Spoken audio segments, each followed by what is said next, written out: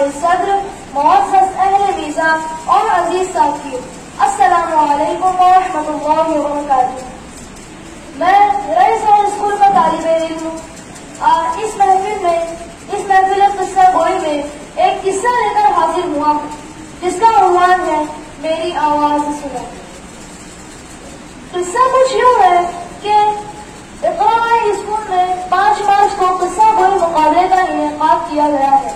خواہش مند طلبہ عذرا اس کے پاس اپنا نام لکھوا دے۔ اس اعلان کو سننے کے بعد ظفر اپنے آپ کو روک نہ سکا۔ نام لکھوانے والے طلبہ میں سب سے پہلا نام اسی کا تھا۔ عذرا بھی اس بات سے بخوبی واقف تھی کہ ظفر کو قصے کہانیاں نہ صرف پڑھنے بلکہ سنانے اور لکھنے کا بھی شوق ہے۔ تمام بچوں کو ہدایت دی گئی کہ انہیں دوسرے دن کوئی اچھا سا قصہ تلاش کر کے لانا ہے۔ بہترین قصہ لانے والے طالب علم کو مقابلے میں شریک کیا جائے گا۔ آج ظفر بہت خوش تھا۔ اس کا خواب حقیقت میں بدلنے والا تھا۔ اس نے بڑی محنت اور لگن سے ایک قصہ لکھا۔ خوشی خوشی اپنے والد کے پاس پہنچا اور کہا، ابو جان، آج میں نے ایک کہانی لکھی ہے۔ 5 مارچ کو قصہ گوئی کا مقابلہ ہے اور اس میں حصہ لینے کے لیے میں نے بھی اپنا نام لکھوایا ہے۔ کیا میں آپ کو میرا لکھا ہوا قصہ سناؤں؟ ماشاء اللہ، ہمارا لاڈلا تو مصنف بھی بن گیا۔ یہ تو بہت ہی خوشی کی بات ہے، لیکن بیٹا مجھے ابھی دفتر کے لیے دیر ہو رہی ہے۔ آپ کا قصہ ہم رات کو سن لیں گے۔ لیکن ابو جان، آپ تو بہت دیر سے آتے ہیں، تب تک تو میں سو لیتا ہوں۔ ظفر نے معصومیت سے کہا، اوہو، یہ بات بھی صحیح ہے۔ ایک کام کرو، اپنی امی کو اپنا قصہ سنا دو۔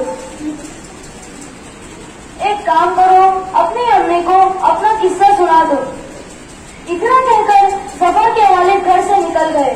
اب ظفر اپنے قصے کا پرچہ لیے ہوئے دوڑا امی جان کے پاس باورچی خانے میں پہنچا، جہاں امی کھانا بنا رہی تھی۔ امی نے بھی ظفر کو صرف شاباشی ہی دی اور کہا، بیٹا مجھے کھانا بنانے میں تھوڑا وقت لگ سکتا ہے، تم ایسا کرو اپنی باجی کو اپنا قصہ سنا دو۔ ظفر کا دل جیسے ٹوٹ سا گیا تھا۔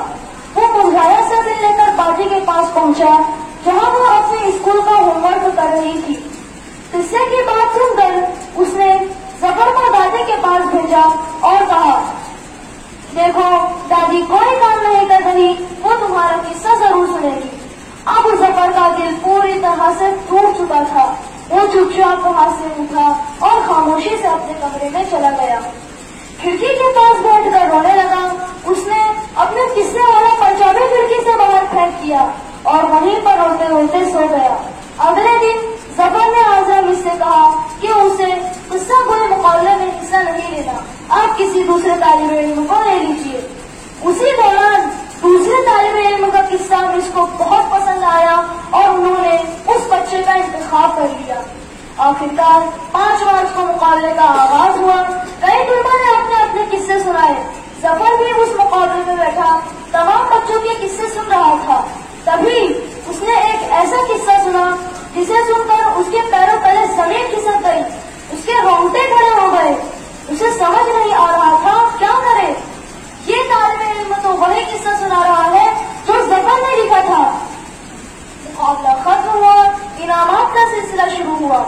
یہ دیکھ کر ظفر کے حیرت کی انتہا نہ رہی کہ جس طالب علم نے ظفر کا لکھا ہوا قصہ سنایا تھا اسے مقابلے کے اول انعام سے نوازا گیا۔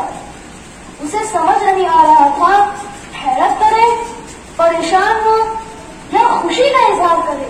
آخرکار ظفر نے ہمت جٹائی اور اس طالب علم کے پاس گیا جسے اول انعام دیا گیا تھا۔ تمہیں یہ قصہ کس نے دیا؟ ظفر نے تعجب سے سوال کیا۔ اس طالب علم نے بتایا کہ اسے تو یہ قصہ سڑک پر